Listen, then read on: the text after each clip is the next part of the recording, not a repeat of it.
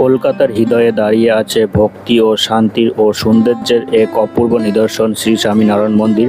এটি সাদা পাথরের নকশা, আধ্যাত্মিক পরিবেশে আর ভক্তদের প্রার্থনার প্রতিদিন মুখরিত হয়ে ওঠা এই পবিত্র স্থানটি। এটি পশ্চিমবঙ্গের দক্ষিণ চব্বিশ পরগনা ভাষা এলাকায় ডায়মন্ড হারবারে রোডের সাইডে পাশে দাঁড়িয়ে রয়েছে এই বিশাল মন্দির। তার এই অসাধারণ স্থাপত্য ও আধ্যাত্মিক পরিবেশের জন্য সাধারণ মানুষের মন জয় করে নিয়েছে। নমস্কার বন্ধুরা, আমি আজ চলে এসেছি কলকাতার অন্যতম সুন্দর মন্দিরগুলির মধ্যে একটি স্বামীনারায়ণ মন্দিরে। এবং ভিডিও শুরুতে বলি তোমরা এখানে কিভাবে আসবে। তার জন্য তোমাদেরকে কলকাতা এই মন্দিরে আসার জন্য বাস বা ট্রেনের দুটি সুবিধা রয়েছে। বাসে এলে ধর্মতলা বা শিয়ালদা থেকে ডায়মন্ড হারবার যাবার বাসে যে কোনো বাসে চেপে আসতে পারো। আবার ট্রেনে এলে শিয়ালদা থেকে মাঝেরহাট লোকালে এসে মাঝেরহাটে নেমে এখান থেকে অটো বা বাসে করে তোমরা এই মন্দিরে আসতে পারো। বাসে করে এই মন্দিরে এলে তোমাদের ভাড়া এখানে 30 থেকে 35 টাকা লাগতে পারে। অনেক অপেক্ষার পর আজকে চলে আসলাম স্বামীনারায়ণজি মন্দিরে এবং এখানে ঢুকে তোমাদের পুরো ইনফরমেশন দেব জায়গাটা কেমন। চলো মন্দিরটির ইতিহাস সম্পর্কে জেনে নিই। স্বামীনারায়ণ সম্প্রদায় প্রতিষ্ঠাতা ছিলেন ভগবান শ্রীনারায়ণ। তার আসল নাম ছিল সহজানন্দ স্বামী। তিনি ভারত জুড়ে ধর্মীয় এবং সামাজিক সংস্কারে কাজ করছিলেন। ইতিহাস অনুযায়ী ভগবান শ্রীনারায়ণ নীলকণ্ঠ বনি রূপে গঙ্গাসাগরে ভ্রমণের সময় এই বাংলার অঞ্চলের উপর দিয়ে গিয়েছিলেন এবং সেই স্মৃতিকে কেন্দ্র করে এই মন্দিরটি নির্মাণ করা হয় এবং 1914 সালে এটি জনসাধারণ মানুষদের জন্য খুলে দেওয়া হয়েছিল। মন্দিরটি খোলা এবং আরতি দেওয়ার সময়টা একটু বলে দিই। প্রত্যেক দিন সকাল 7:30 এবং রাত 8:30টার সময় এই মন্দিরটি বন্ধ হয়ে যায়। এবং একটি আকর্ষণীয় হচ্ছে মন্দিরে কোনো প্রবেশ মূল্য নেই। এই মন্দিরে দিনে 4 বার আরতি দেওয়া হয়। সকাল 7:30টার সময় হয় সন্ধ্যার আরতি, দুপুর 11:15 রাজভোগ আরতি এবং সন্ধ্যায় হয় সন্ধ্যা আরতি এবং রাত 8টায় হয় সায়ন আরতি। দুপুরে আরতির পরে মন্দিরে ভোগের ব্যবস্থাও রয়েছে।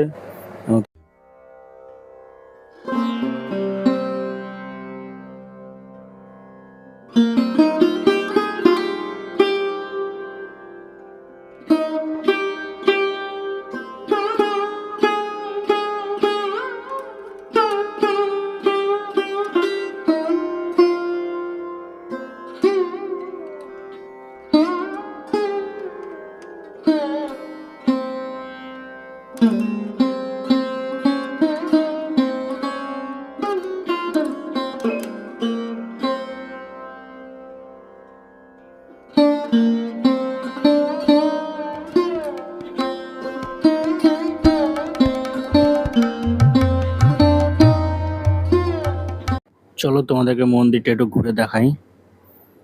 এই মন্দিরটি এতটাই সুন্দর, একবার তোমরা যদি এখানে আসো তাহলে বুঝতে পারবে। এখানে হচ্ছে রাজস্থানের সব পাথর বা মার্বেল দিয়ে এই মন্দিরটি তৈরি করা হয়েছে এবং এই মন্দিরে তোমরা এলে এখানে অনেক বসবার জায়গাও রয়েছে এবং মন্দিরটি এত বড় যে তোমরা সত্যি যদি এখানে এসে থাকো এবং তাহলে বুঝতে পারবে মন্দিরে এই নানা দৃশ্য। এবং কলকাতার কাছাকাছি তোমরা যদি বিকেলবেলা একটু সময় কাটাতে চাও তাহলে এই জায়গাটা আমি বলি one of the most important বা মন্দির, যেখানে তোমরা বসে সময় কাটিয়ে এবং বিকেলবেলা তোমরা সন্ধ্যা আরতি দেখে বা তোমাদের মতো পুজো দিতে পারো এবং পুজো দিয়েই তোমরা তোমাদের মানসিক শান্তি সেটা ফিরে পেতে পারো।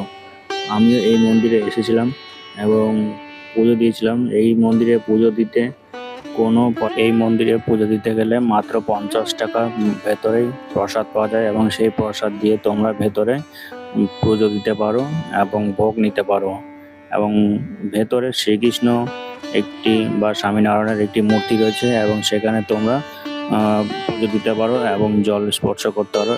এই মন্দিরটি দিনের বেলা দেখতে যতটাই সুন্দর, কিন্তু রাত্রি হলে এই মন্দিরটি আরও বেশি সুন্দর হয়ে যায়, কেননা এই মন্দিরে থাকা সমস্ত লাইটিংগুলি ছিল সেগুলো যদি জ্বালিয়ে দেওয়া হয় মন্দিরটি দেখতে সত্যি খুবই সুন্দর লাগে। এবং তোমরা দেখো তাহলে বুঝতে পারবে কত সুন্দর এবং উজ্জ্বলিত লাগে এই মন্দিরটি।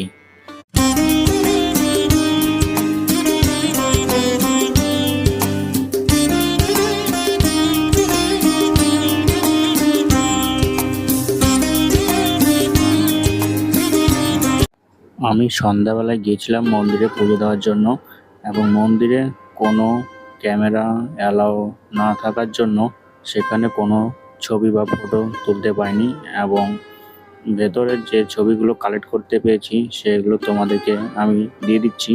এবং পুজো দেওয়ার পরে বাইরের যে সুন্দর ভিউ তোমাদের সঙ্গে তুলে ধরলাম, দেখো কত সুন্দর লাগছিল। এবং মন্দিরের ওপরে তোমরা যে মূর্তি বা ভগবানের ছবিগুলো দেখালাম সেগুলো দেখতে পারবে, এবং মন্দিরের নিচে একটি সোনার মূর্তি রয়েছে যেটা স্বামী নারায়ণজির মূর্তি, এবং সেখানে তোমরা তারপর মন্দির থেকে বেরিয়ে খাবারের উদ্দেশ্যে বেরিয়ে গেলাম।